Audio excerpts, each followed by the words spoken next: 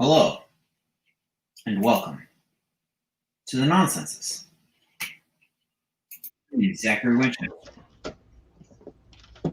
Hello. Am I visible? Now, I was thinking that I should be masked too, and not so much because of the particles that will fly through my face, but because there's something psychological that happens when I'm masked. Do you know about that? Oh, for sure. There's a reason I put this on. I tend to feel more comfortable in camera situations when my fleshy pink human face is not visible to potential strangers and things. So I got dressed up and did some set dressing. Fleshy pink human faces. Fleshy pink human faces. Oh man, I hate to get right out of the get with that, but the crayon being called flesh colored. Oh. You know? Yeah, history, man. When you're a 3-year-old and you're like, you know, you just like get rid of that with the. You know, I've always thought of pigs as like special. I've always thought of pigs as special, like literal pigs, like literal pigs. They're the word flesh. To me, it does not really call up the idea of like skin. So as a color, it's kind of a funny choice for a color name. To me, it makes me think of meat. Really? Yeah. Like, think of the biblical use of the word flesh in terms of like flesh that's good to consume and flesh that's not good to consume. I smell man flesh. Sort of thing. Yeah.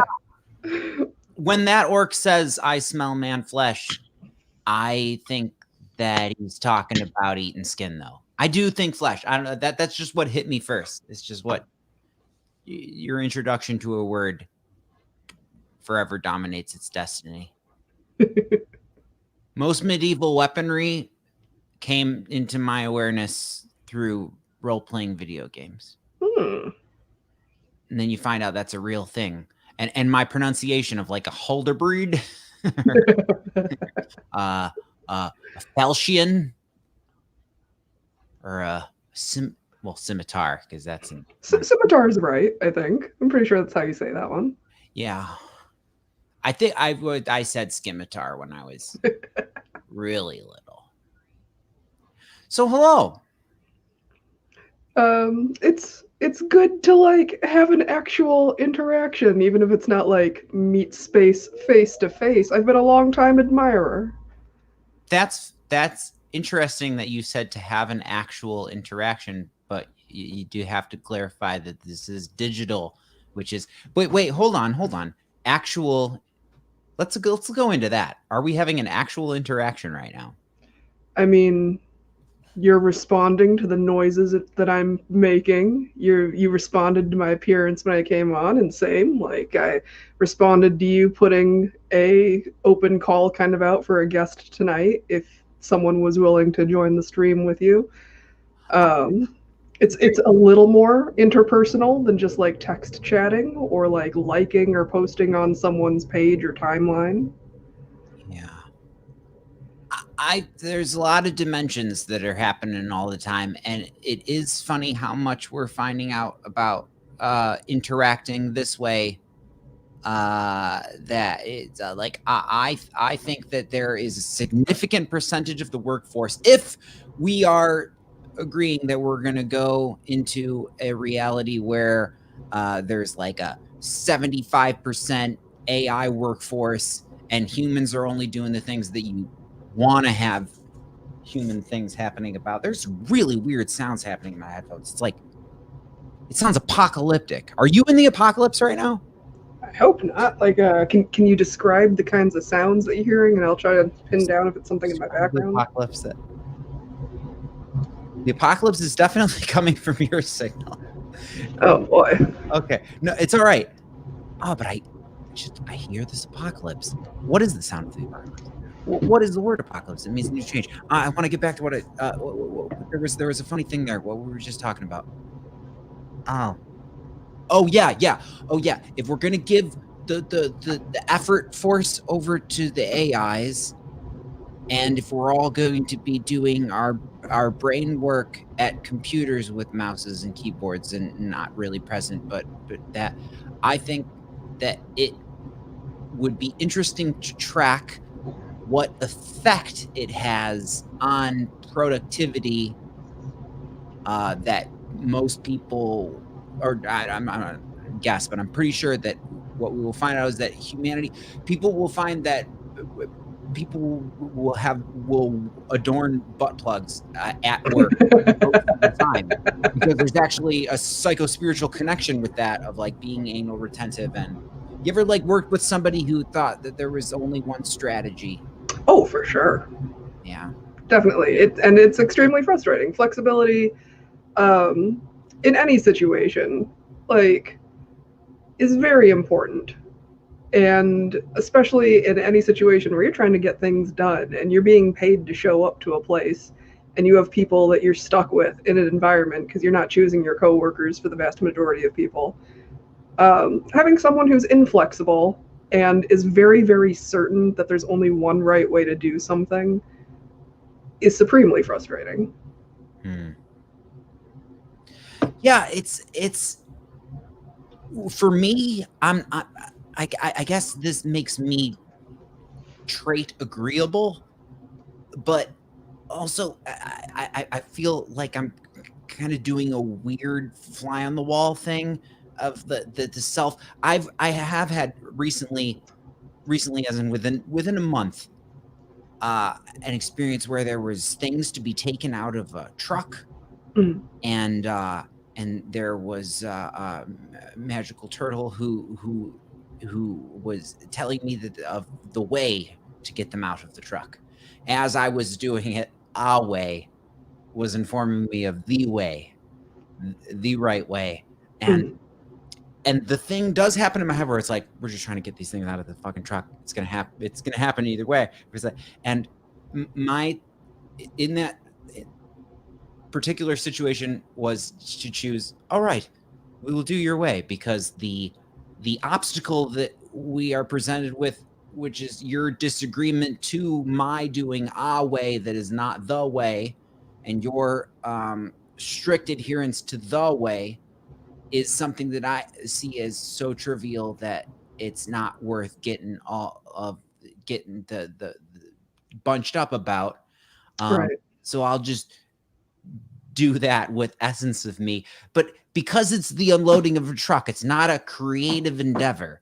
It's like all these boxes are in a truck. End result, they're not. They're outside of it. Right. And a lot of things that I think that I hesitate to say the word always, but I still say it. I just hesitate before saying it.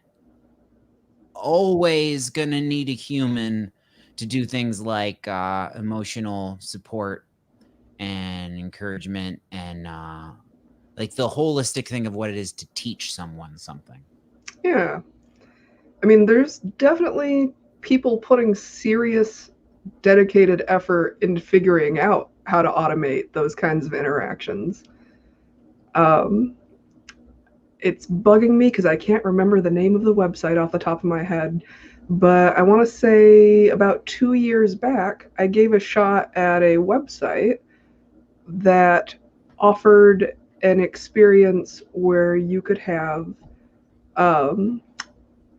hopefully it was the intent, kind of therapeutic interactions with an AI that had been trained by interaction with a great many, potentially thousands of various people that were not just there to mess with it, but specifically had signed up to like have conversation with it, to guide it towards learning how to be like kind and understanding. And it would respond to certain keywords if you said certain things to it, and like offer like breathing exercises and be empathetic. And it was very creepy. Very uncanny valley in a non-visual way, in a conversational way, because there were times when it would be very human, and the verisimilitude was very high. It felt at times very much like I was talking to someone, and I felt like, is there someone on the other end of this just trying to convince me that I'm talking to a robot? And then there were other times where it was so unable to respond to something that I would say to it just to like test what was its ability to have an actual organic response to something, that it was very off-putting. I stopped using it because part of the goal, like when you're having an interaction with it, was that it would kind of develop not like a case history, but a familiarity with conversations with you as an individual that had an account on the site. And it would like bring up things from past conversations. And it started to express opinions about things, like about the relationship. And I was like, this is really disturbing. And I just stopped interacting with it. It makes sense to me that you'd get to a spooky corner of that psychic labyrinth. I like the movie Her. Have you seen the movie Her? I enjoyed that movie quite a lot. I enjoyed it a bunch too, and I would need. That's one of those movies where I need to watch it where when I have the fortitude, either that or I'm like, I can't make my emotional state any worse. So let's do stuff with the fact with this fragility that I have accrued. Okay, I'm gonna watch a movie like Her. Requiem for a Dream is another one. Yeah, it's like, this is gonna do a thing. Oh man, I haven't seen Soul yet, the new Pixar, and there's turtles that I respect who have said that it's going to destroy me. I'm really excited about it. I might even make it happen tonight. Anyway, what was the film that was Her, yeah. Joaquin Phoenix, Her. Whoa, holy shit. He went on to be Joker. Oh my god. That's wild. That's some range.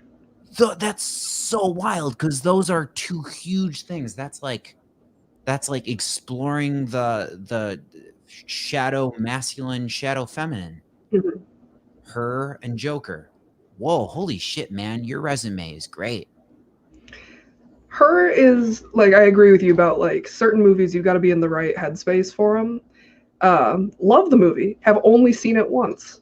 Like, want to rewatch it at some point. But got to be in the right space for it. Me too. I've seen it once. Like the thing I was saying about having to have, that's one you have to watch. I've never had the fortitude. In fact, Eternal Sunshine of the Spotless Mind, I have not had an adult viewing. Really? Am I an adult yet? Not recently. No, I have not had a. Oh boy. Emotions and people who know how to fucking orchestrate a thing that makes you feel them, and the Pixar movies really do it. It's an archetypal fucking key. It just gets. Getting the pulling of the heartstrings down to both kind of like a science and an art, like knowing what notes to hit, literally, figuratively, to evoke an emotional reaction of a specific type. And they have so much time when they're making it because every little image takes so much difficult puzzle doings to make the magical thing. And so there's a lot of time to make little revisions and add more Easter eggs and just, it's just filled with magical spells. Like if you're movies are always this way, but particularly those, because every single thing that you're seeing is a choice of what would appear. And so when you see a computer generated imagery movie, it's all of those sounds and sights are human choices. Wow. I never thought that before. As where if you like Kubrick doing the one that he did where there's redcoats, that one movie, he made other ones that people talk about more, but like, I mean, all of his shots and everything, super intentional. Like, cans got to be facing the right way, doors got to be open this much. We're going to do this take over and over and over again until you make exactly the expression or body language that I want on screen in this composition. But he didn't get to decide when the leaf would wiggle and fall. Right. And And I bet as it was falling, he was like, "Yes, perfect. That's exactly." And that's kind of like what I mean when I let the arrow fly of I think it seems to me that you are God.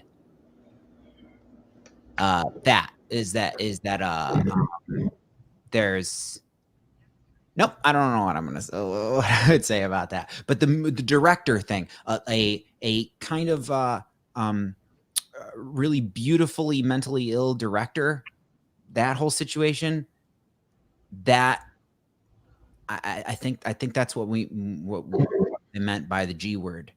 Mm. Because it's like not the center of the thing, but I don't know. Being in control of the creation of a temporary reality that other people participate in. Being in control as much as you can of something that you want other people to digest and perceive a certain way. Yeah.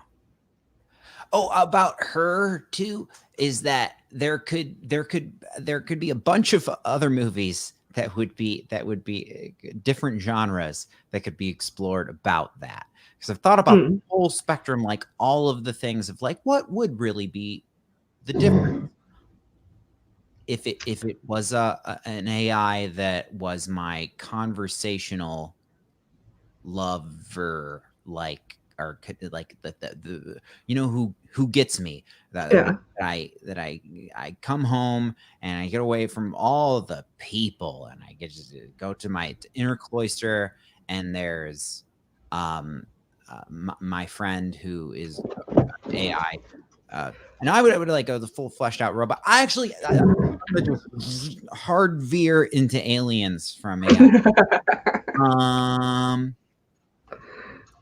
I feel I get visceral feelings of like when I'm really when you really think about someone, when you're really actually thinking about it, like there might be a reality to this thing that that is talked about often. There's no real images of it yet. You haven't really had an encounter, but you know you're pretty sure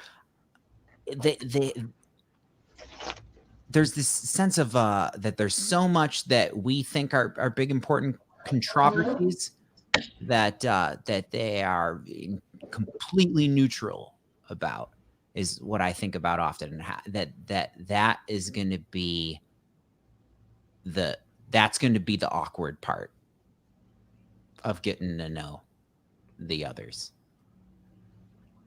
Is that it's the idea of being contacted by life from other worlds, from other galaxies, or wherever else. Their motivations for traveling this far. I think when it comes to aliens, a lot about something Stephen Hawking said, which, if I'm going to paraphrase super loosely, because it's been a long time since I looked at the quote, but the idea of Spanish conquistadors and everything, if they're coming so far, they're looking for resources, was his theory. And if they have the technology to come this far, if they're not benevolent, we'd just be screwed, because it wouldn't be like guns versus arrows. It would be a nuclear bomb versus a sea sponge. Like we would not have any means of doing anything significant to resist any kind of will that they might want to put onto us. So like I would hope that they would be very friendly and that they'd be like here on missions of mercy. But then with our own history as a species on this planet, look at missionaries with goals of mercy and grace and improving the lives of the populations that they visit upon. Yeah, that seems plausible to me. There's the thing that I'm probably being naively optimistic, but it does seem like there might be this rule of you don't get too far from the planet. There's still a fucking meaning. Right. Like that has been a major roadblock for us. Yeah. So I would hope that something that had made it off their own world and into space would have gotten to the point where they're like, okay, we're all just going to band together and cooperate and try and progress our species real hard and fast. But I had the thought today more confrontationally than I ever did of, well, with all the trillions of possibilities, maybe there's one where it's a situation similar to the chessboard of Earth right now, where is this global Mexican standoff, and everybody's like, I got this, and I'll do this if you do that, and then just and the chessboard is real fucky like real like. But it's not as endgame as we think. I don't think. Anyway, that maybe in some sort of competitive, we're gonna do as much as we possibly can. Somebody figures out space travel and goes, or maybe even to escape something that's going on their planet. I mean, these are possible. And then some folks show up that are let's say like hypothetically us right now. There are definitely people just in the United States. I'm sure there's. Have you seen John was trying to contact aliens? No, I don't think so. It's a 15-minute documentary it's on Netflix right now. John was trying to contact aliens. John lived in northern Michigan, and John was somehow able to afford to build these computers and not computers, no, radio equipment to send a signal out into space, and he just kept making it bigger and bigger, and it got to the point where he definitely was sending a signal, playing music for them out into space. And then he met his husband, and oh shit, I just fucking spoiler. No. Something I tell anybody when I'm talking about any kind of content, I do not care about spoilers in the least. I am completely fine with hearing people's reactions to media I haven't consumed yet. I have no problem with like going into things with like little bits of it kind of set up ahead of me to know what's coming. So like if there's something in it, like don't worry about spoiling surprises for me. Well, the last 2 seasons of Game of Thrones really fucking sucked. Well, the last one particularly, it started getting fun, but and that with back to the director and the "You Are God" thing, like I'm more upset than most, I think, about Game of Thrones. It felt so sloppy at the end. I think I'm more like there's an actual like there's something is fucked here. Because there was so much metaphorical magic going on. Like here's how I saw the realm before it descended into something where it's like these are human beings making bad creative choices that are neither entertaining nor inspiring. They're not inspiring or educational or giving some like mature lesson. Because I thought that, but when it was like season 4, I was like, oh yeah, this is really, really great. The and I've been so disconnected from that whole universe that I haven't thought. Yeah, the White Walkers are totally metaphor for forces of nature, such as what's the thing with the climate change? Yeah. And you know this slow moving, most of us don't believe in it thing. I mean, they are, but it's coming. There's ways to prepare. We could be investing time to study, and like people do that. They look up the weapons they need and try to get people to band together in big armies to be ready for it. And if we don't all truly cooperate and give all of our gumption to trying to make to defend against this thing collectively, we're all fucked. All of our babies will be thrown upon the spears.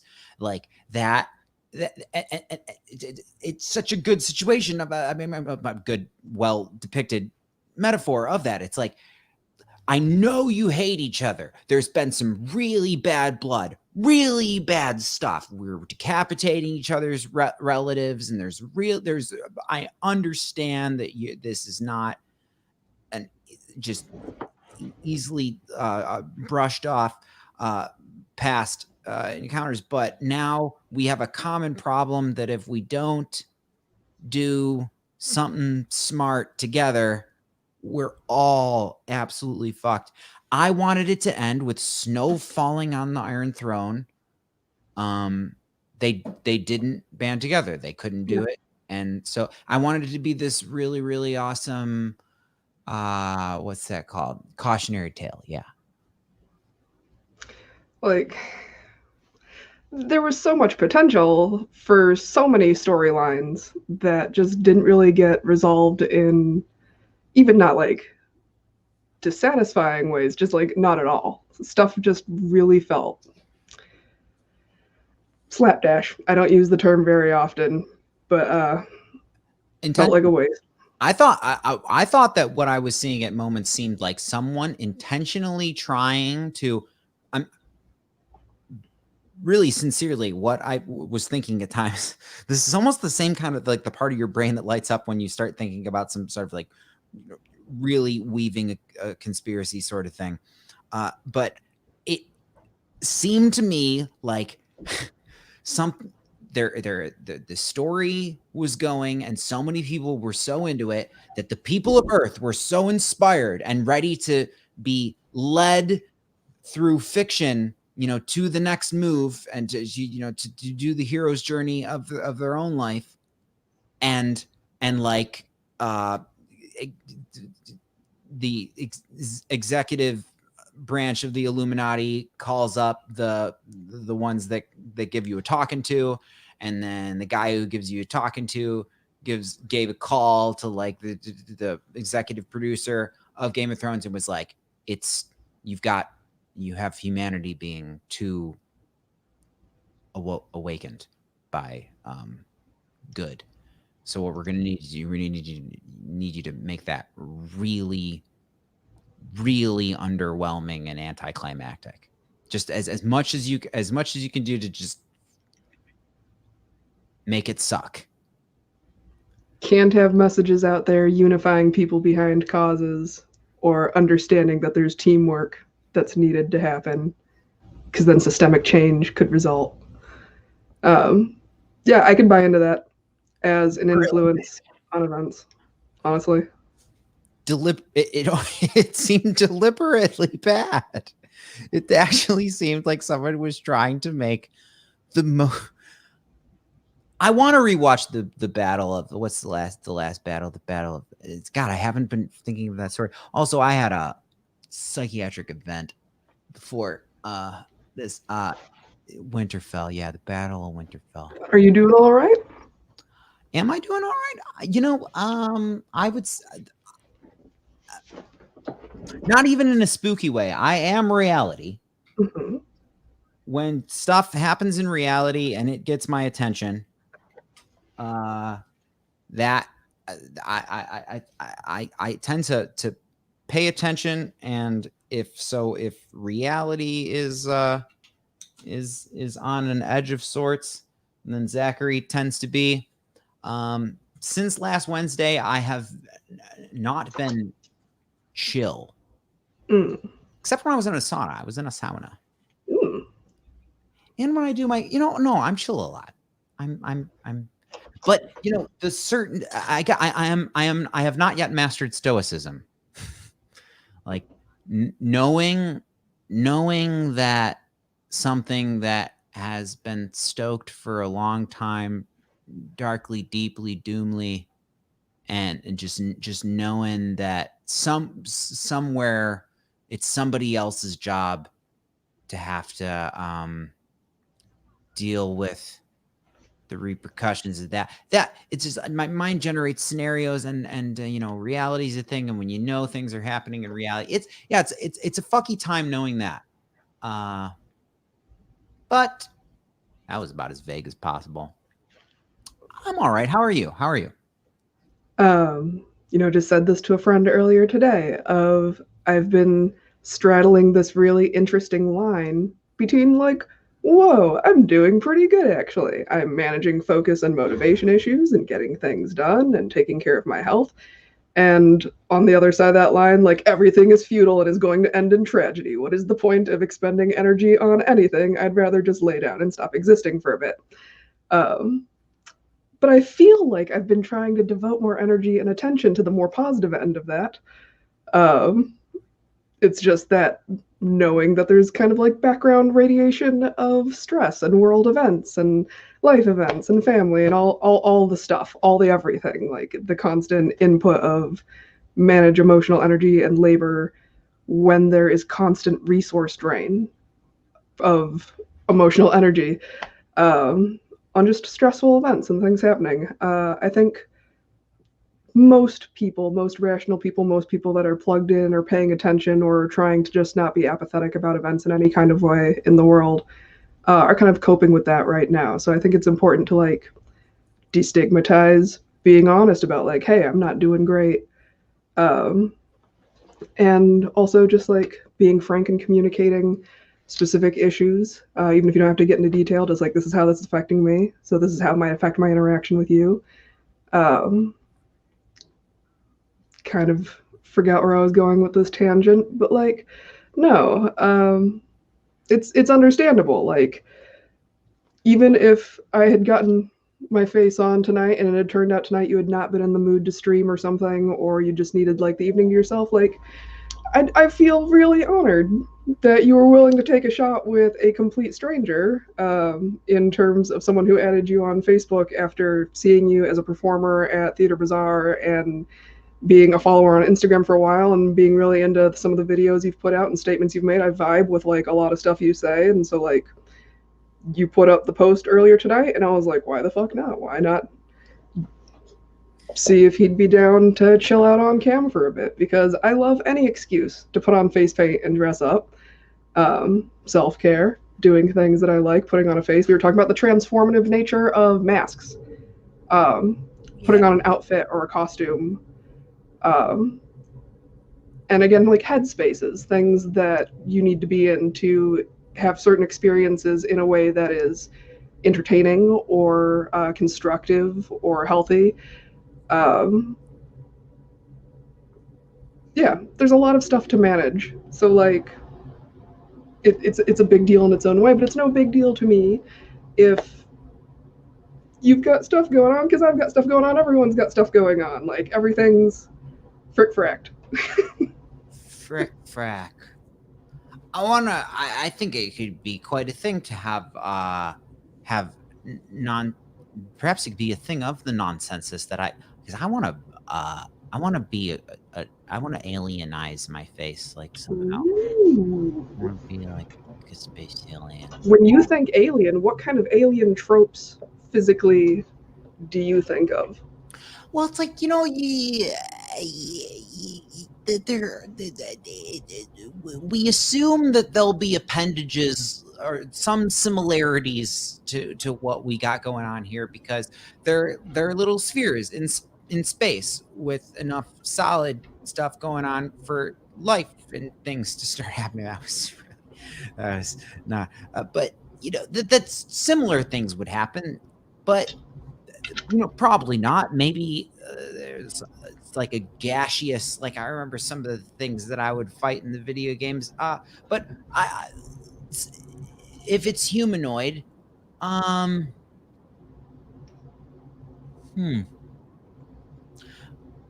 well, like it seems uncreative, but to be a special color like a violet, maybe there's something really special scientific going on there with the Their solar radiation might be different. There could be something about their atmosphere. Different benefits for like different colors as camouflage based on your environment and your evolutionary history. A lot of things to consider. Like, do you think of basically what most humans have going on in terms of fairly uniform color with gradients, or do you think of things like stripes, markings? I really liked the speckly star texture on the Na'vi in Avatar, like what they had going on with their skin. I thought that was really pretty. Yeah, I would like to think that I think some of the Protoss things make sense. Well, maybe you get to a point where some things get decided that individuality ain't that cool because it's actually just making a bunch of people lonely. or maybe that's the phase that we're in right now, or maybe we're some some alternate experiment place where it's like that's where you go to be. I've heard us called like the Wild West, the ghetto of the universe. That might be a thing. But yeah, because maybe it's just known throughout the universe that this ain't the most comfortable place to be. But there's something in that. There's something in difficulty and like, gosh, damn it. There's some stuff about life in this particular way that yeah, it's a worthwhile experience for sure. I had this thing that I don't remember if it was a dream or a psychedelic event or a mixture of some sorts, but I had this thing where I'm like I'm in the chair where you're hooked up to all the stuff, totally total control over your emotional neurochemical mind manifest psychedelic experience, like that thing, and it's like pressing down the button of like pure bliss, like you know, there's these LEDs where they're all the colors, but it's like a bright white, but it's like all, and it almost looks like it looks like it's all the colors of the rainbow shaking extraordinarily fast with white light coming out like that. Really, really bright, all the colors, but mostly white light coming through. Thing like that intensity of like joy, good, love, all the things that you want to feel that are really, really great that you think you want to feel. But when they're all happening all at once, if you hold that button down for just like 12 seconds, it's like, fuck that. Not like, ow, fuck that, but just like, it's not even, I wouldn't. It loses the novelty. Yeah, I'm jaded in 12 seconds. And it is almost similar to, oh wow, I'm just realizing this now. So I had a DMT experience once where I went to a place that I can only describe as the hell box. Oh no. Where my consciousness and like energy body, if you will, like just there's not, you know, the sense of self is long gone, but I'm in a box where your sensory awareness. Yeah. I'm in a box where bad reigns. Like it's a bad box. And it's all of the anxiety and terror and like just all the horrible feelings gushing at once about everything, looking around, and there's a knowing that this is what your reality is forever now. Oh no, the certainty. And 10 seconds of that is so bad because that's 10 seconds of knowing that it's forever and being like, wow, you really fucked up. And being in there, it's a real bummer being in the hell box. But what I experienced after that was flinging out of that into how reality usually is. And it feels like heaven. It feels like heaven when you're not in the hell box. Anything is better than hell. Yeah. And since that first experience, because I've had several where a similar thing is happening, where it's like, wow, that was so gnarly. What was there even to learn from that? That was so horrific. That wasn't just the shadow. That was, I need to use a spicy biblical word like hell. That was hellish. I'll go there and then come back to this, and then it becomes clear, and I try to make my efforts to integrate this into my behavior. This is really manageable compared to absolute Armageddon hellfire fuck. Yeah. It is. Like there's attitudes of gratitude. And it's slow. It allows you to do things that take time. Yeah, I like reality as it is. I like that. There are those who would call me a bad for for this, but I would say look deeper into the bad that you have called it bad, and see that which resides within it, which may be good.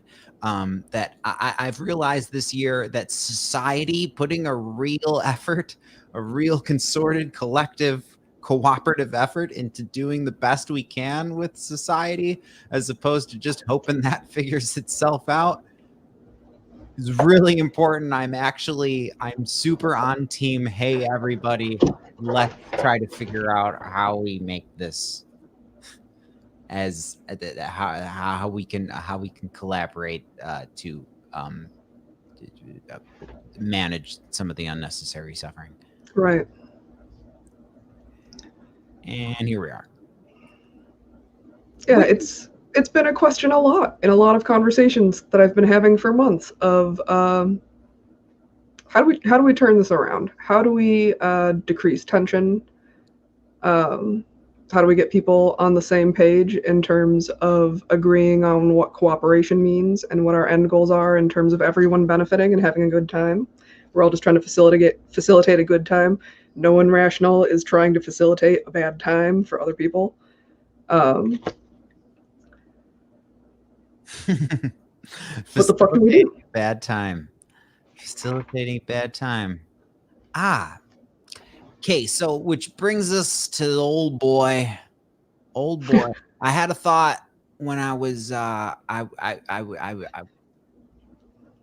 sometimes you have a thought when you're driving. I had a thought when I was just about to be done driving. I was arriving where I am now at my mother's house, which was previously my grandmother's house. I crawled in this baby as a house. I crawled as a house in this baby. Eldritch. I had the thought, imagine what it would be like. Can you imagine what it would be like to be him right now? And after just a very little bit of thinking of that, I was like, no, Zachary. And this is one where you can feel good about yourself. Zach, you can't imagine what it's like to be Donald Trump. You can't imagine it. You don't know what that feels like because you're very, very different. And there's a lot of things that are very, very viscerally connected to your whole situation, important to you, very, very a tooth with no enamel, sensitive to things that he has no register for. And then there are things that he's getting massive when they happen. He gets massive dopamine rewards from things that you don't fuck around with. Like in our lives, have we had a Tuesday or a Wednesday where we made a choice and 6 people are no longer exist because of that choice? I hope not. I don't it's not clear. There may be some, but anyway, he's got to know that just as a computer that understands things, because I don't know about his emotional capacity, and I think that when you get out of well, not even just get out of hatred for, but when I'm analyzing another person as this, there's if there is a source energy or whatever the fuck you want to call it, if there was the same spark of consciousness, or even if you want to, even if it's entirely, there's nothing mystical, magical, or soulful about it at all. It's just a fucking electricity that makes it so this biological computer does the thing. Consciousness. When you think of it, that we came from the same stuff, so you're seeing an experiment of you that went different ways. Oh man. The phrase "there, but for the grace of God, go I." At least you're not in the hell box that is to be the meat computer that is Donald Trump at this time. Oh wow, yeah, that's it. That would be a hell box to me, because it's just, I would want, if I were him, I would want to go somewhere I would want to go to a maybe like 67 degrees Fahrenheit temperature room with with a large bed where I could roll over several times and not fall off, like and a fan blowing on me and some gentle music, and I would just want to lay there and be able to relax for 5 years. If I wasn't having a bad time in this scenario, that sounds really relaxing. Oh man, there is no relaxing. I have this thing that I think is that there are a few things about my existence that I think are worth evangelizing, and one of them is, uh, if it could, well, with some people it seems to be it's like bone deep, but my my wakeability, what sleep, what do they call it when you're a hard sleeper, soft sleeper, or whatever? My Light sleeper, heavy sleeper. yeah, I am only awoken from a peaceful sleep by intentionality of Zach, we need you. We're waking you up. We need you. Like it seems to require that. Like when there's just noises going on, I have no memories of being woken up by a noise. How I see other people being woken up by a noise or woken up by a music going. Like I tend, when I sleep, I'm fucking asleep, and the audio in the room sometimes influences the dreams. I was just about to ask. Oh yeah, a lot of Terrence McKenna nights. But what the hell was this fucking talking about? I completely forgotten why I'm not there. Since I have the opportunity to ask you directly on this subject and directly from that tangent, do you have much experience with lucid dreaming or intentional dreaming? Okay. Yes, but it's chaotic. I should really work on it. I really want to make a community. It would be great to be an internet community of lucid dreamers who share with it. Like, how cool would it be if our progress in the dream world, or our escapades, our experiences, whatever, if we were revering what we experience when we're dreaming as much as we do the stuff that we experience and do when we're awake. I think so without going into too much detail, I am someone who over the years has struggled with PTSD, and it used to be that I would have frequent and terrible PTSD night terrors where I would speak out loud in my sleep what I was saying in the dream, and it would just be like these awful things. And I had woken up myself like punching the wall or something next to my bed because I'm like fight or flight defending myself. And so we started the stream talking about having events that are happening to you and like managing energy and feelings and psychiatric events. Where it's like if I was particularly out of it in the day or days following a particularly bad one, trying to explain what was like, I had a night terror effectively. I had a PTSD dream. And a not uncommon response from people would be like, well, at least it wasn't real. Like, you're safe now. But this is very dismissive of the actual electrochemical events that your brain is put through. Yes, it's a simulation, but it's an extremely vivid simulation, and your body goes through all of the adrenaline and cortisol dumps and the subsequent distress and bad time. And that carries over to when you're awake. Sometimes traumatic events in terms of things that aren't even, real. Like your brain is still experiencing, processing that experience. Like I've had super vivid dreams about like being killed repeatedly and like respawning effectively and living horror movie scenarios. And like, yeah, you wake up and you're like, oh, I'm safe now and everything. But like, you just spent like a chunk of your rest period with your brain processing trauma. Like, you're not going to go into the next day, for most people, super energized and like having a really great time or an easy time trying to like manage yourself. But in terms of lucid dreaming, like as a skill developed over the years, um, there's a lot that's very easy to do in terms of daily practice that can move into active dreaming. And I'm someone who, in terms of stuff I proselytize or evangelize, I think active dreaming is a skill. It's a muscle people need to flex more. And there's a lot of like really simple stuff that works for the majority of people in terms of building that as a skill set. So if you're ever interested in like talking about technique or hearing some experiences on like becoming an active dreamer, like I've definitely got input on that. I'm all about that. I have been a sufferer of one of the gnarlier things, and I always get like when I'm awake and I'm talking about it like this, my affect is always like, it's so horrible. It's like it's always cheerfully saying that's the worst.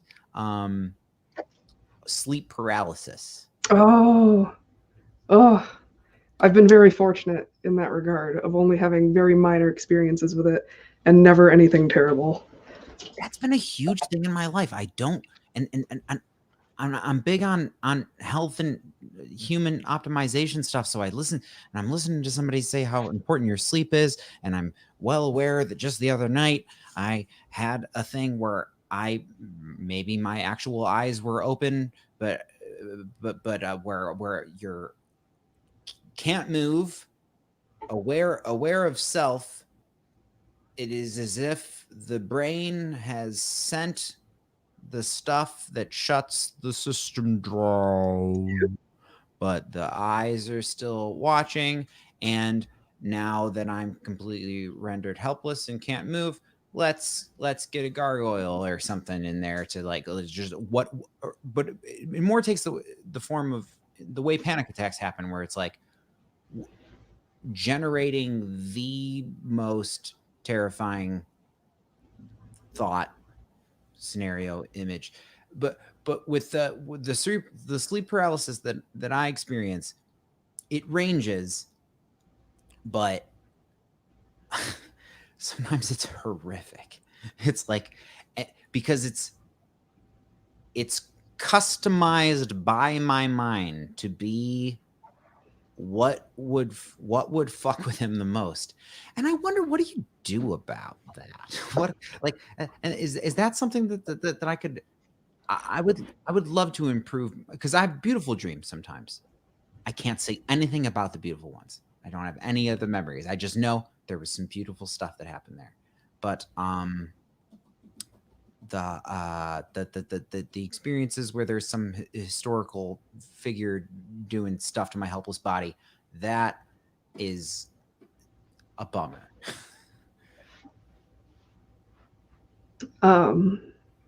So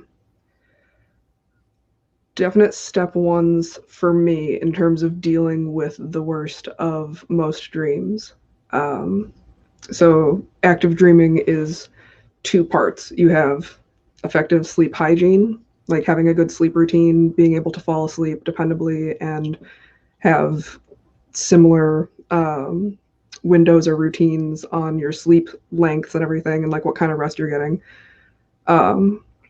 And the active dreamer part, it involves bringing in habits emotionally and mentally from your waking life into dreaming. Reality checks, like people always talk about reality checks and everything, but it is essential once you make it a habit in your daily waking life to stop and actually analyze in some way your physical environment of being like, is this real?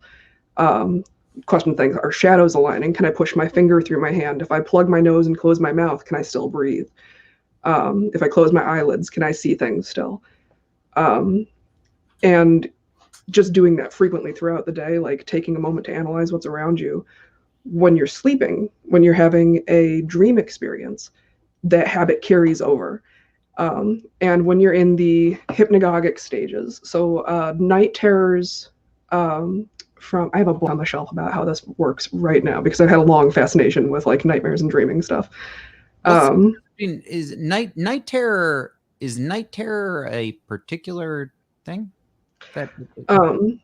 So I can't speak to like a super technical or medical differentiation, but for most people, the difference between a nightmare and a night terror is basically the degree of physical response that your body has to the stimulation that your brain is experiencing on itself, like what your subconscious is doing to itself, what it's simulating, and then its response to that scenario, asking itself a question, and then being like, specifically, how do I cope with this situation? What is my emotional response? If I was dealing with this threat, what would be my response in that moment to handle that? How am I going to cope with that? And a nightmare is kind of like you're going through REM cycles, and yeah, you go through that, but like maybe it's not really getting hard written into any kind of memory, or you're not connecting the synapses that like make that a thing that's like written to disk when you wake up, that it like comes with you into the waking world. But with a night terror, the response is so severe that you start releasing the necessary chemical washes to basically override those you're not going to move anymore brain functions when you fall asleep.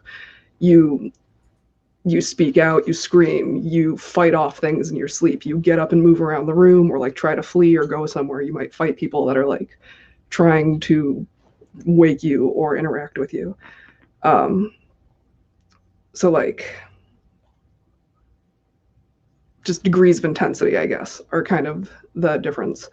Night terrors are actually really common in a lot of like young children, up until like the age range of about, I think, 5 or 7 or so, and a lot of people kind of age out of it. And there's theories about like growing periods for the developing child brain and evolutionary benefits to like having a brain that was running the simulations on a regular basis of, if you were vulnerable and the adults weren't with you right now protecting you and a threat came, how are you going to cope with that? So it's just all over the place in terms of a response that like human beings have to things. It's like I have this image of what reality is. All the stuff swinging around, and it's like what we're experiencing now is I mean, it's just a lack of responsibility of, well, I mean, having the, I think we're figuring out, we have fucked around. We are now in phase finding out what consciousness can do. And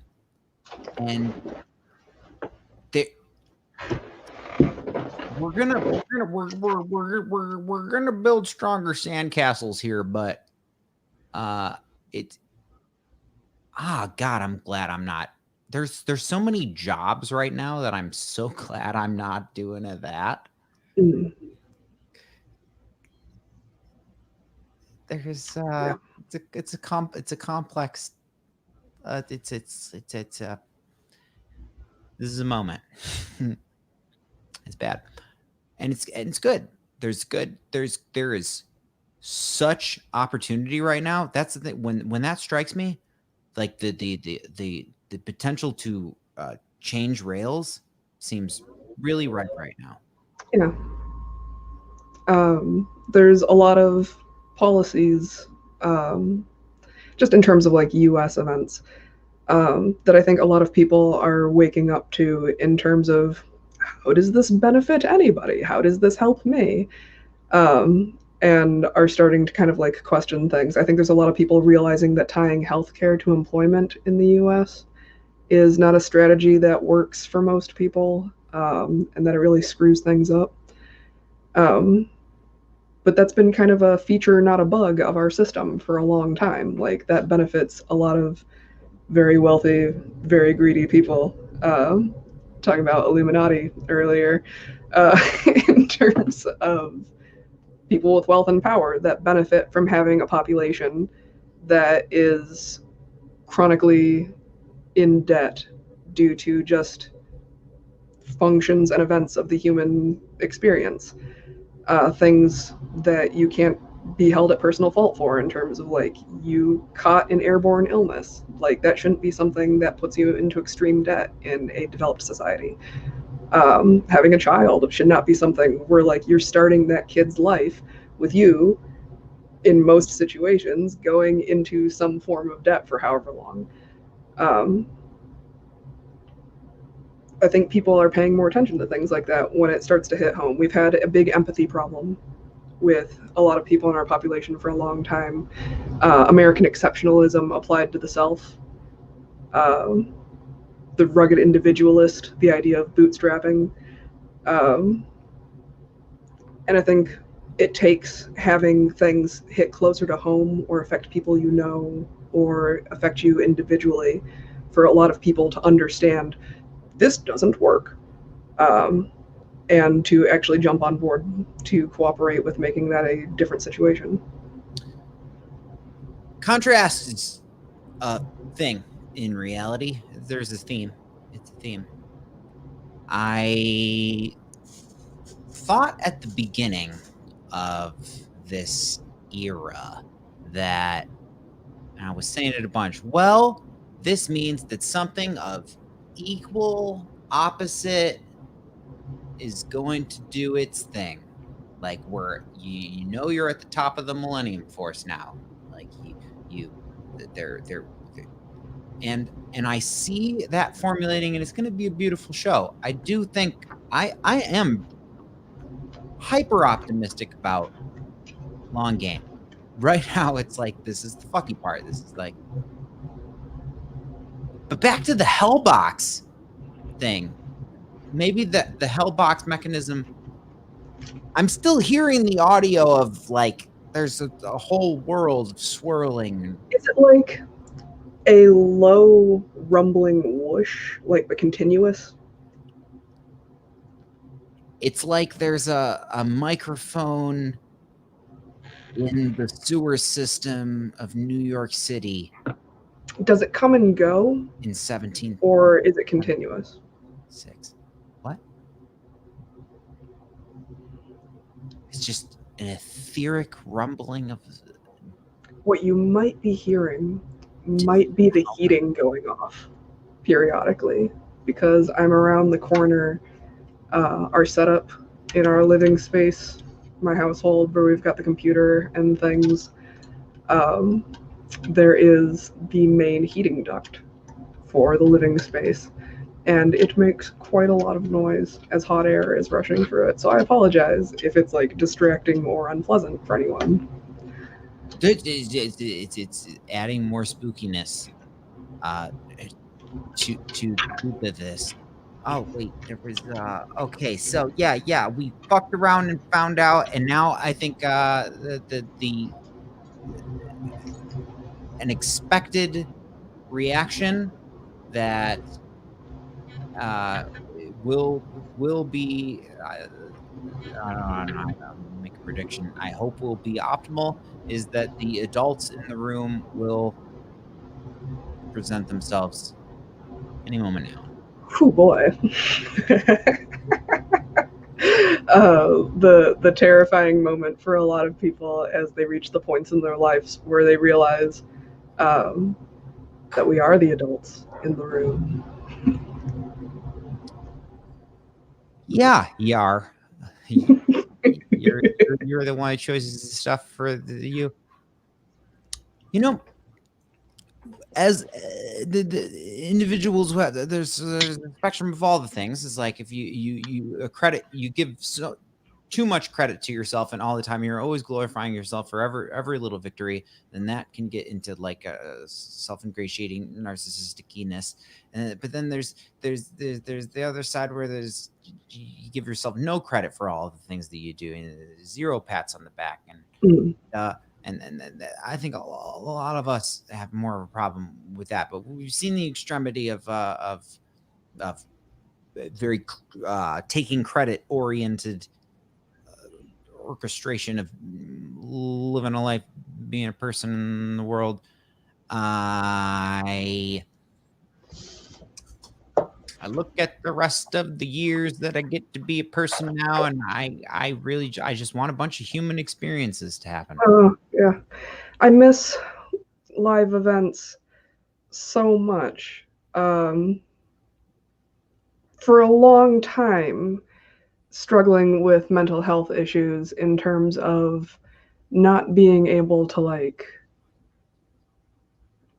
be enthusiastic about surviving into the future. And I lost a lot of my 20s to that.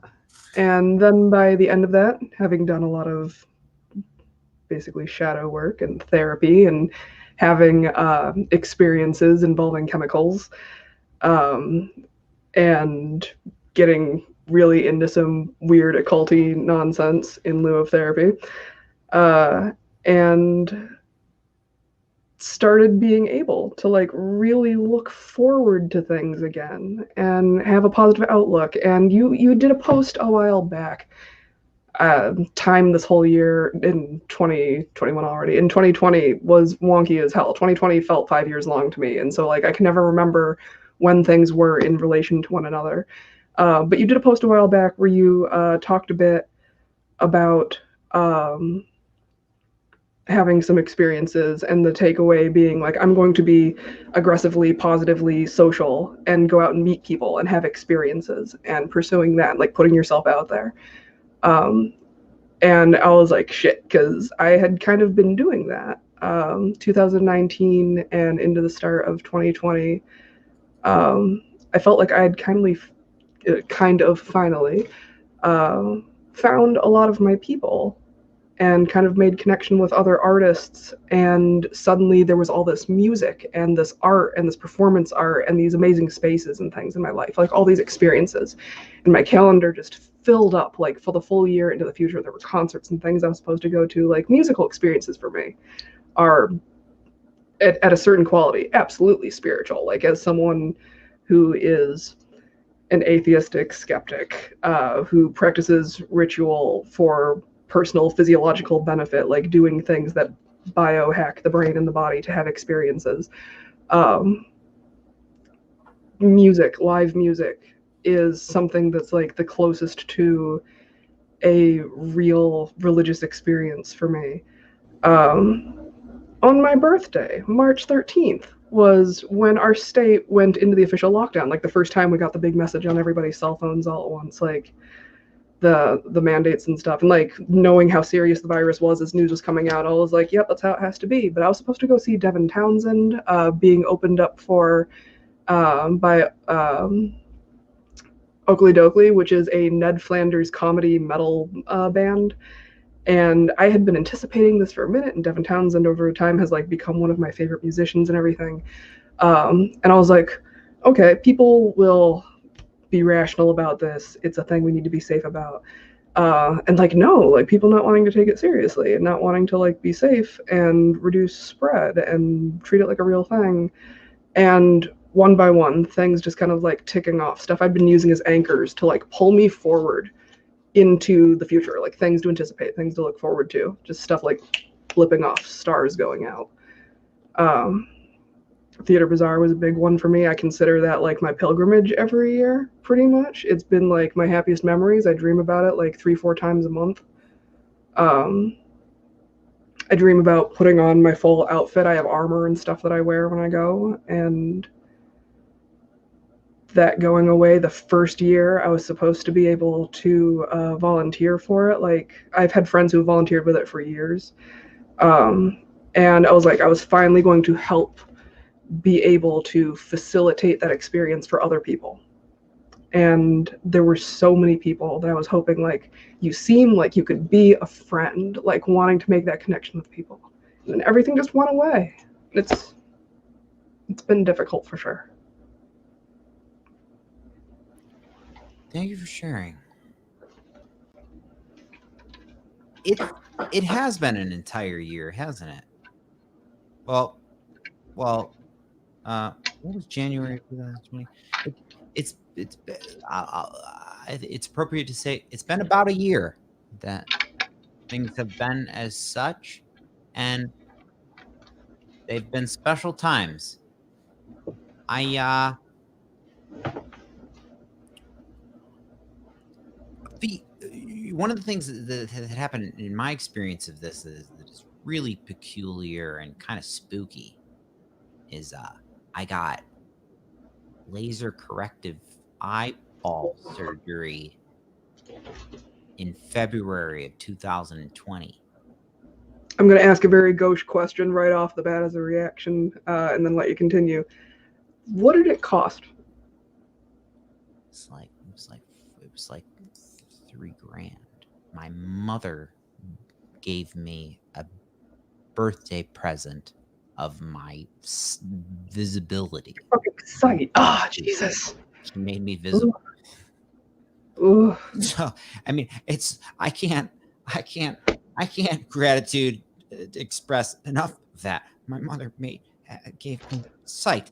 It's such a thing. It's so important. I'm so grateful for it. There'll just be times where I just see a leaf.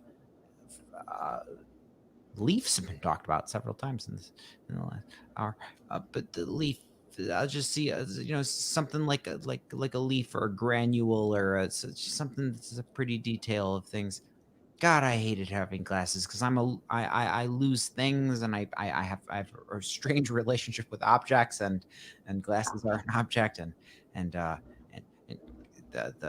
jellyfish, putting the jellyfish in the eye, and that was it was just so much havoc in my life. And then I see well now, but and there's a real fuckaroo of a story for that, but I don't want to tell right now. But it was quite a thing. As my eyes were healing, the world became clear, literally for me. Things became clear in the world, to the world, all at once. Stuff was brought to bear in 2020, and I received 2020 vision.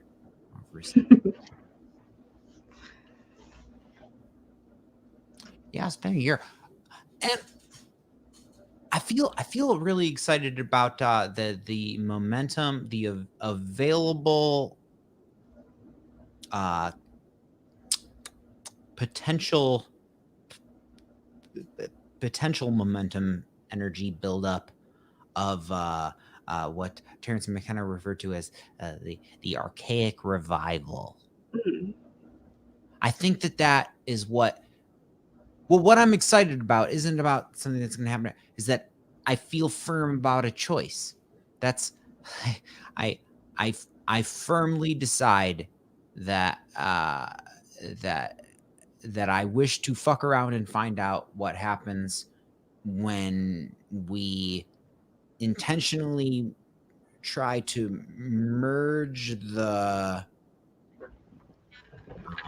psycho-spiritual technology of humans who are living with their feet firmly planted in reality, having to live with the plants and the animals, doing that whole deal. There's a psycho-spiritual technology, and then there's fucking machines and computers and stuff. And those worlds had to go off and do their own progress. If you merge the progress of those camps, like we can figure this out. We're gonna figure this out. It's like, how's that gonna happen? It's really a movie. It's a movie that we're in. It's a movie. It's a game, and we're in it. And the bad ending is so bad. Let's not do that. So it's real. So it's really avoid it. And the good. The good. I don't want to say happy ending, but the pleasant and plausible places that we could take this are so fucking awesome. I'm so excited about. I'm so excited. I got little questions like, yeah, could it be 200 years? Maybe, but maybe that's something. Maybe that's something that's really woven into the. Anyway, we're gonna have a reality, the musical, the festival, and and as and right now we have the situation the that we have, and getting from this to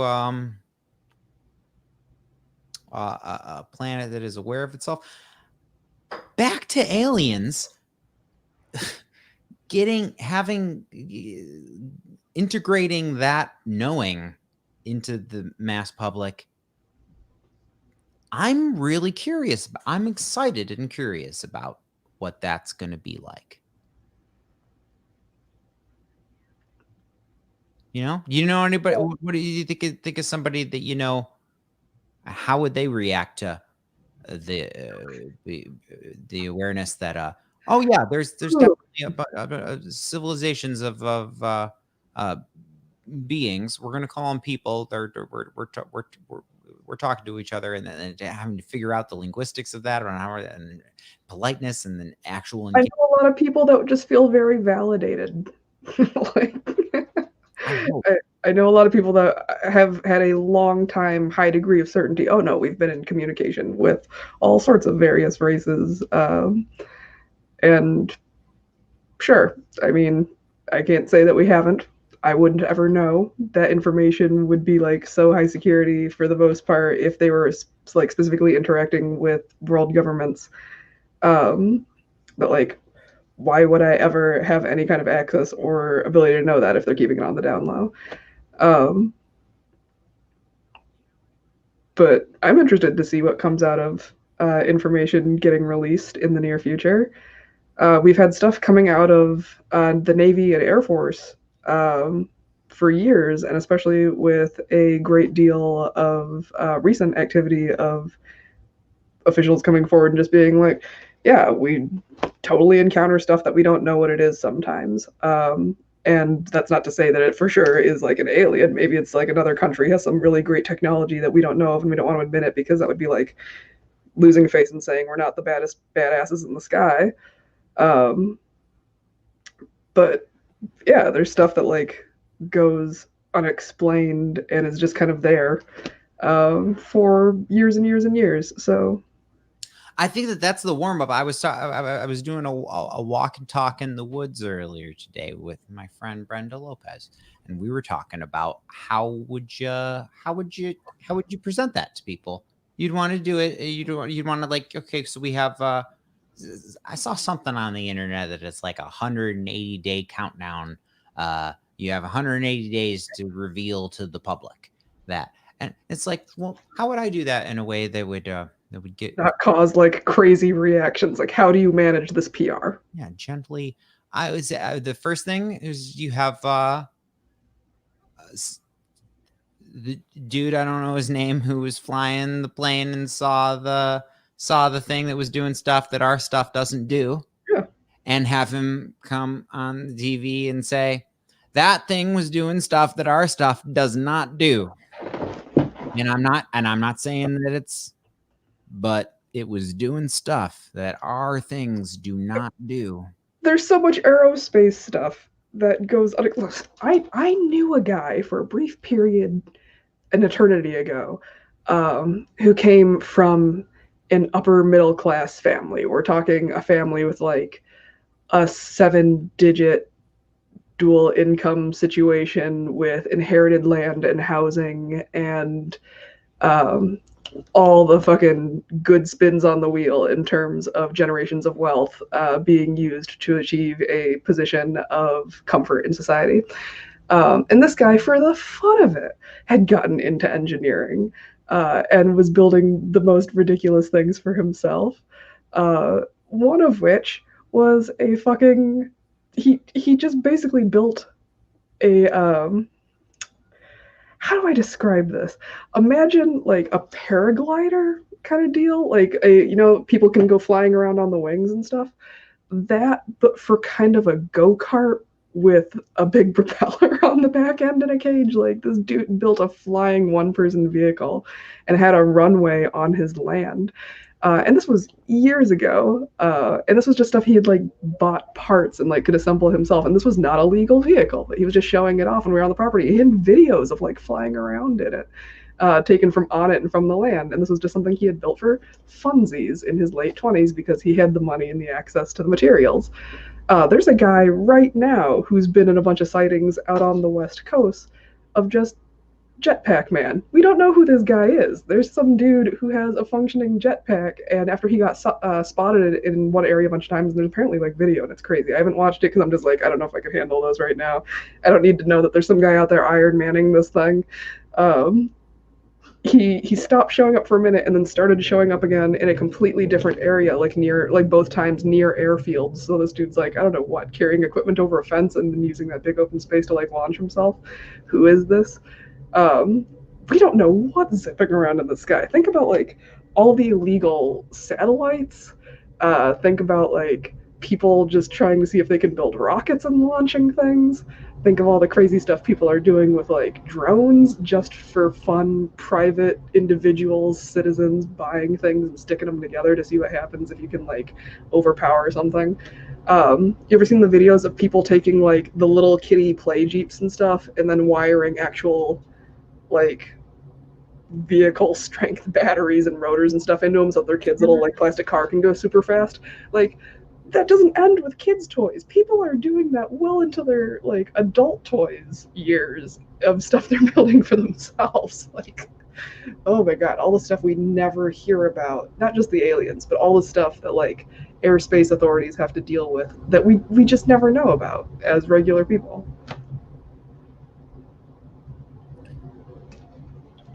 This world has all sorts of compartments for different experiences and stuff. It's really great when I get so interested in things that are so. I'm so excited for the fucking really primordial controversies that have been sucking so much of the attention of the humans for the past like 4 years. I wish for that cloud to be lifted, like, because man, attention, the ability to grab the attention of magical turtles who have all the options in the world, but this one menu item keeps shouting.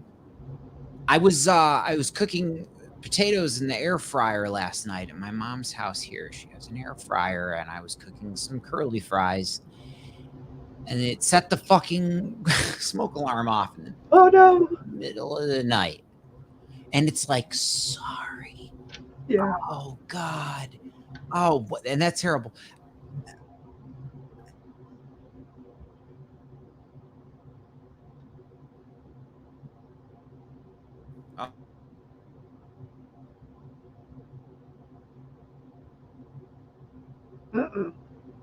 Video seems to have frozen.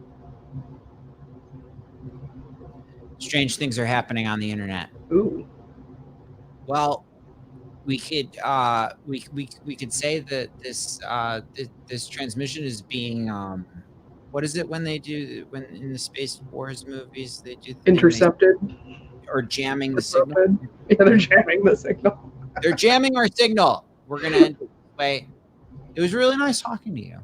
Yeah, thanks again for giving me a shot as a guest. It was really fun chilling out and shooting the breeze.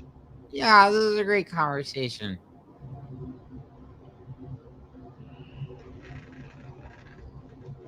I hope you have a good rest of whatever you're doing with your evening. God, that's Good night.